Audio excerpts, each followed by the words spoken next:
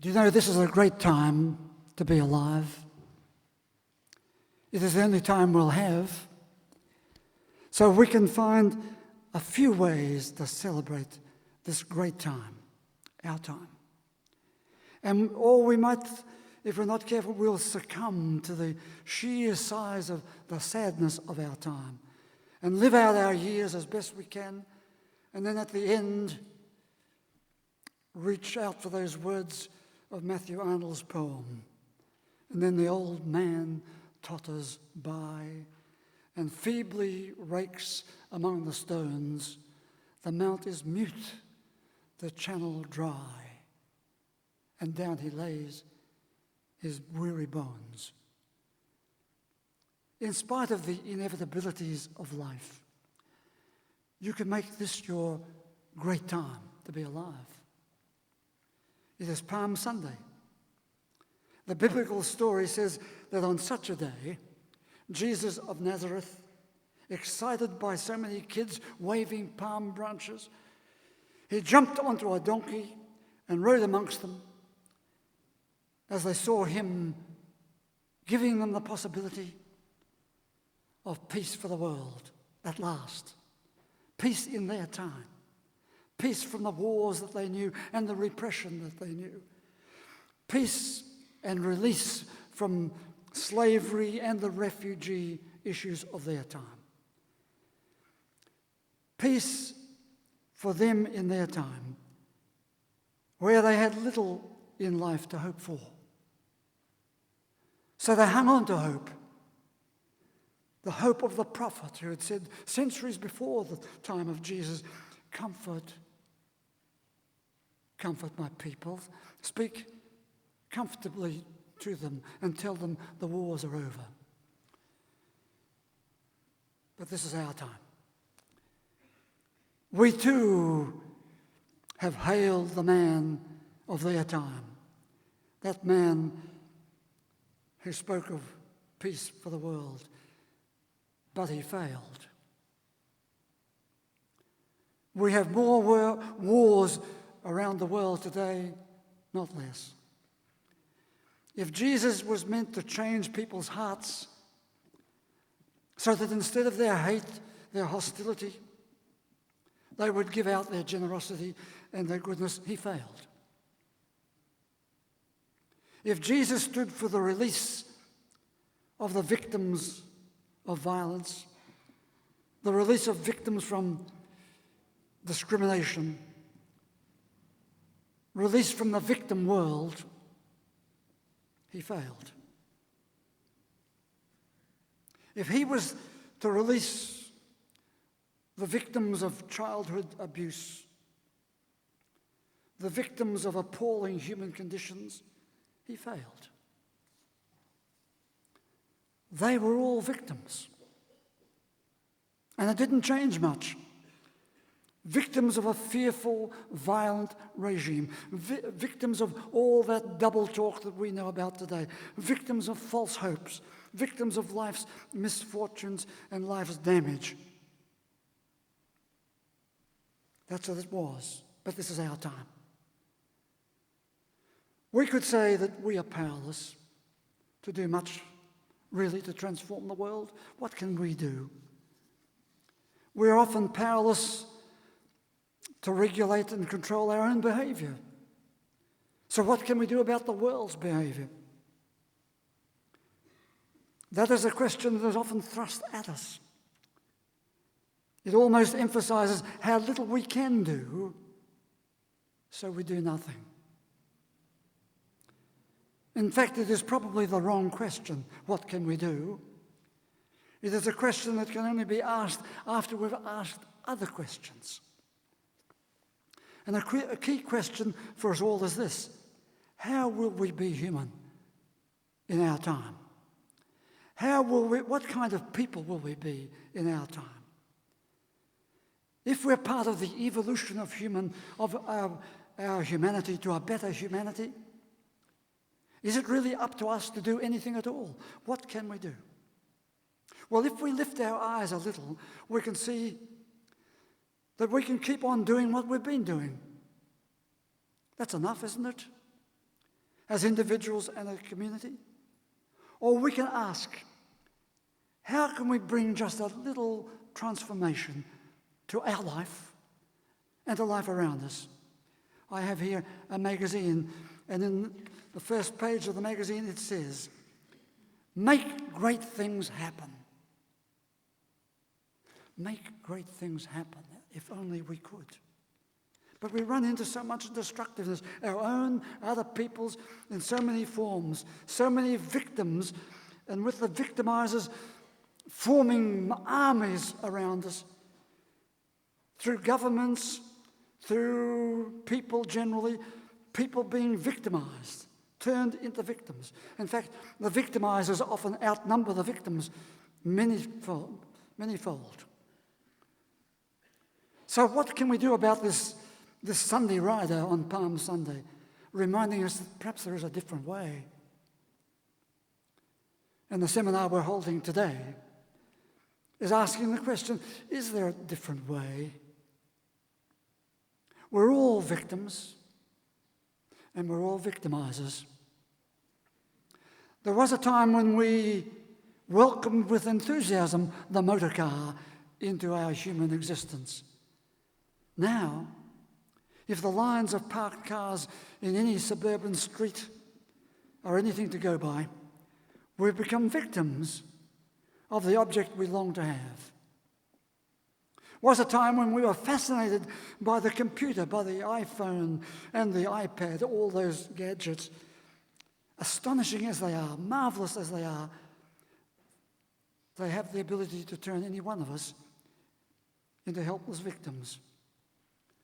We can so easily become victims of ourselves, of our own dependence, victims of our helplessness, victims of the stress of life. No, victims of our own stress, and we blame it on the life or other people. We become victims of the wrong ideas, victims of so many anxieties, victims of our self-destructiveness, victims of our own mistakes. And the events of life can be so damaging that we can become the despondent victims of the ailments and conditions of life, that we wonder, what can you do about it? And so on Sunday morning you come to church and we're going to talk a little bit about faith, and you say, what good is faith? In the face of all those things, nothing can turn back the tides of damage and disasters, the disabilities that we suffer, and all the different kinds of distress that we go through. Doesn't the talk of faith draw more attention to the fact of how powerless we are? Not even our faith can help. The psychoanalyst Michael Eigen, in his little book, he wrote this: "The problem of faith and destructiveness is basic to the human condition at this time." And then he added, a lot of therapy, he's a psychoanalyst speaking, he said a lot of therapy is about the slow recovery of faith, a more informed faith, wiser, fuller, ready for anything, a respectful faith, in which caring has a real place, a caring about one's own destructiveness, to care enough to struggle with it. Faith and surviving our destructiveness, or the destructiveness of life. This is a critical human concern, a psychological concern, a theological concern. And I shall return to the latter in a few minutes. But look at the victims of today. The large number of children who are victims of our peculiar society. Victims at different levels, different and in different ways. Would you look at the elderly, frequently victims, or the refugee, the asylum seekers. And then look at the disabled and the damaged people, or the people claiming the stresses of life have become too much for them, and they are the victims. All of us, victims and victimizers.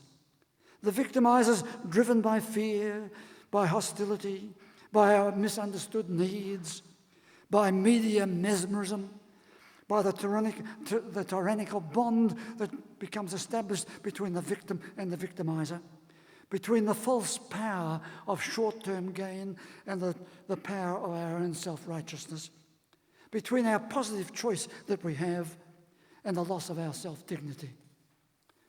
Some people get stuck with their victim state. Other people get unstuck, and they're able to recognize the resources available to them and to refocus their future. And so we ask, why do some get stuck and others get free? Are we all stuck in our victim world? Or is there a brave new world different from Orwell's brave new world? A brave new world where our humanity will be transformed. Is that a pointless, stupid dream? Or do we continue to hang on to that possibility? I'm going to look for a few moments at the psychology of the victim. The person, any person, may become a victim of her own resentment and anger. And she's likely to go in search of relationships that sustain her resentment and her anger, and then blame it all onto the other person.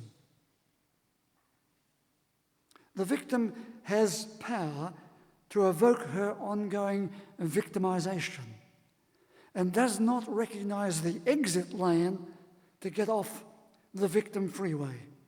So they stay on it. That's part of the psychology of the victim. They get onto the victim freeway and they can't find the exit.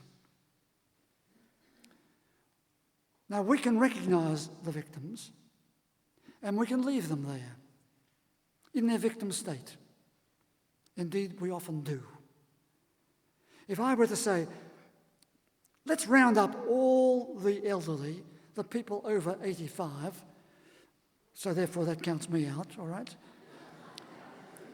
Let's round up all the people over 85 and ship them off to an isolated island and let them do what they like on that island. Now, I hope that you would protest. But if I were to say to you, maybe we could develop several lifelines for the elderly, to educate them, to provide better resources, better conditions for the elderly, you would probably say, it's a good idea, but we can't do that. We don't know how to do it. So we have this ambivalence about the victim state. There people are in so many different victim states, and we leave them there. Many become what I call internalizers of their victim state. Oh yes, we can see the external conditions: war, loss, violence, interpersonal conflict. But they become internalized with their grudges and their grief, with their self-mutilations and the depressive miseries and the loss of resilience and resolution. So it all gets turned inwards. The victims are likely to stay there. Now, we have different kinds of victims. There are the innocent victims. They didn't do anything to bring this about. Innocent. Secondly, there are the victims who play some part in their victim state. People who choose to stay when the fire is approaching. People who stay in their stress, keep complaining about their living under stress, or they need stress leave when in fact they're doing nothing themselves to relieve that stress. So they play a part in their ongoing stress.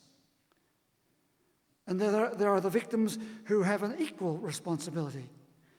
And sometimes both parties are resolved to do nothing about it.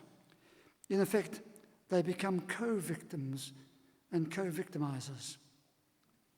And then there are the victims who have full and exclusive responsibility for their victimized state. That is to say, people who smoke and get lung cancer. They are participating in their victim state. So there are some of the victim characteristics: their helplessness, their attempts to redress through hostility and violence and war, their lack of initiative and resilience and dignity, their belief in short-term gains, their adoption of false beliefs and self-deception, the bonds they establish between themselves as the victim and the victimizer, and so on. And then there's the lack of a safe place to heal, the lack of a place to recover, a lack of a place to regain perspective, the strength of mind and spirit. So there's something of the victim. And of course, the victimizer mentality ought to be looked at too. The hidden aim, maybe not so hidden at times, is to reduce, the victimizer wants to reduce the victim to a non-person status. Reduce the size of the victim. Assert the supremacy and the righteousness of the victimizer and his cause. Assert a narcissistic, cultural, national, racial purity of specific groups. And so someone gets victimized. And the victimizer believes and lives out the power of exclusion.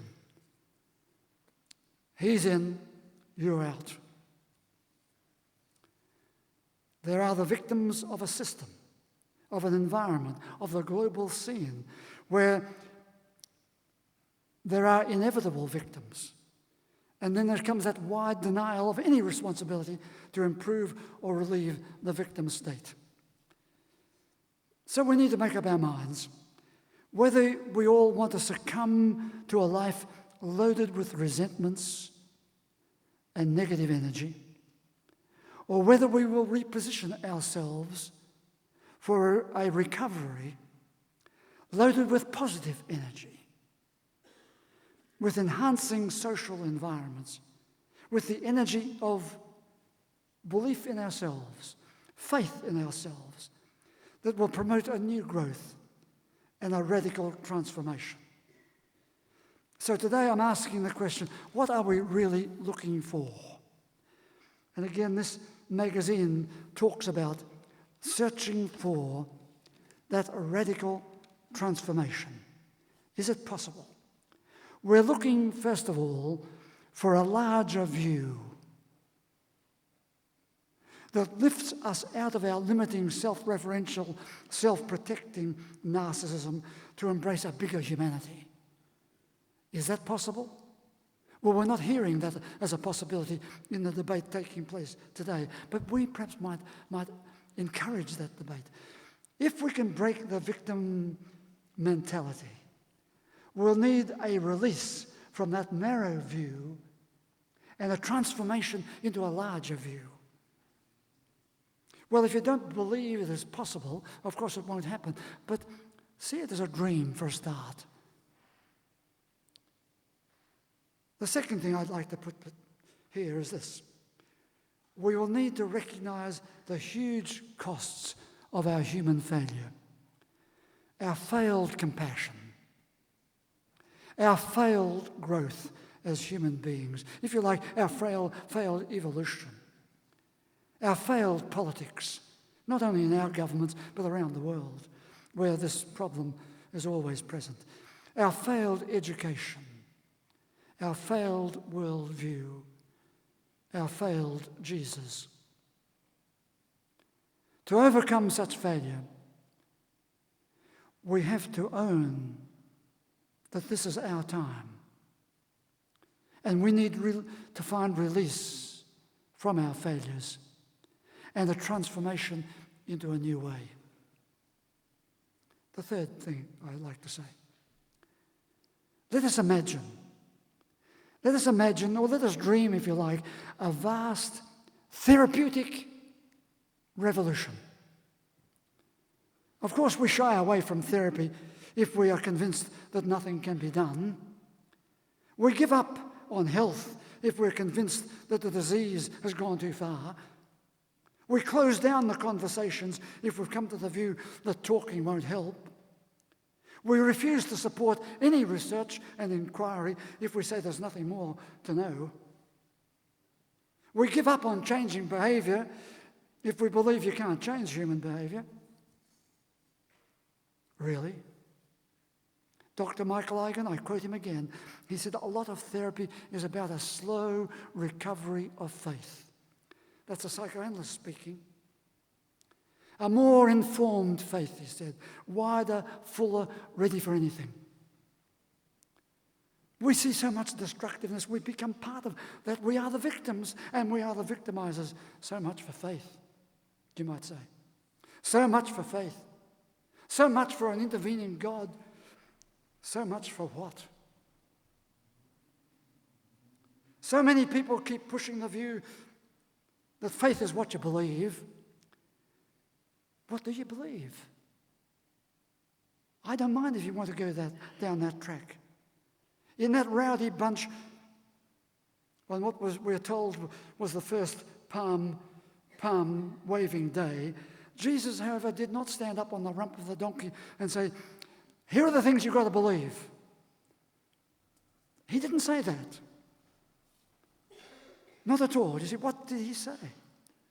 Well, actually, he didn't say very much. He was really saying, would you look beyond the present situation to a transformed humanity, to a better way. So what do we want to hear? We need to recognize the vast damage that has been done, and how we have denigrated our own humanity. Is there a better way? We need to see that there is a great loss of good human values and good human behavior as we turn people into victims. We need to see that the denial of behavior regulation and emotional regulation means that we don't want to change, that we'll go on running out of control. We need to assert that there is a process of education and growth and transformation. Do you believe that? Part of it. There is an alignment with the positive aspects of faith. A strong energy, the energy of focus, the energy of resilience, the energy of human dignity, the energy of an enhancement for the human race. So what do we need? What are we looking for? We need less victims and less victimizers, for sure. We need a determination to overcome past failures rather than to perpetuate those failures. We need to create a therapeutic revolution. And we need to tap into a faith energy. That human energy that says the effort is worthwhile, pointing to growth, release, and transformation.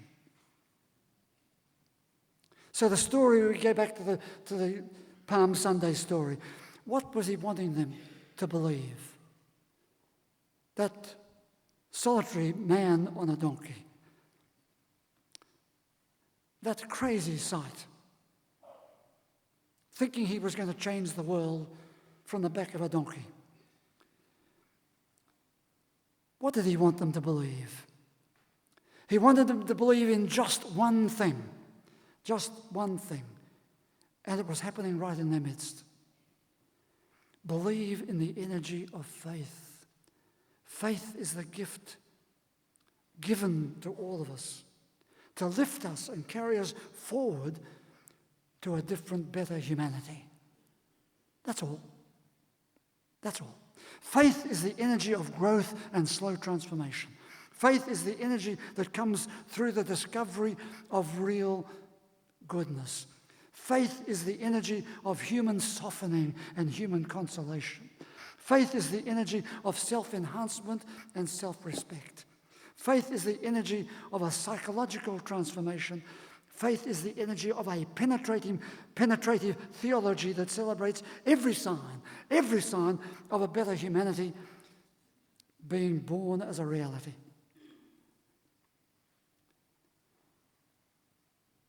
Why would you not want to be part of that? Why would you not want to embrace that faith energy? Why would you not want to study it? Nobody is studying it, really. We get caught up in all the dogma and all the theological principles, and nobody studies this faith energy. Faith is the energy of goodness and growth, of generosity and grace. We need these things. Why don't we embrace it? Faith is believing this energy is given. You don't have to work for it. It's given. And it makes the difference between living with the limiting view or being ready to embrace a world view of recurring release and transformation. Who wouldn't want to be part of that? Now, if there is a caption to be written under the picture of the Palm Sunday picture, the Palm Sunday story, the caption should surely read like this: It is a great time to be alive, because there's a pathway to your release and transformation. That's the caption I would put. It's a great time to be alive,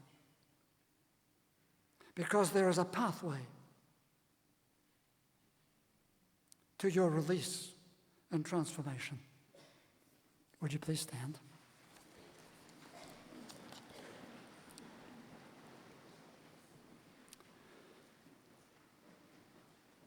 Say with me, Our Father, who art in heaven, hallowed be thy name. Thy kingdom come, thy will be done on earth as it is in heaven. Give us this day our daily bread, and forgive us our trespasses, as we forgive those who trespass against us. And lead us not into temptation, but deliver us from evil. For thine is the kingdom, the power, the glory, forever and ever. Amen. And would you pause for the blessing? May the God you see in all the colours of creation arouse in you a sense of awe and wonder.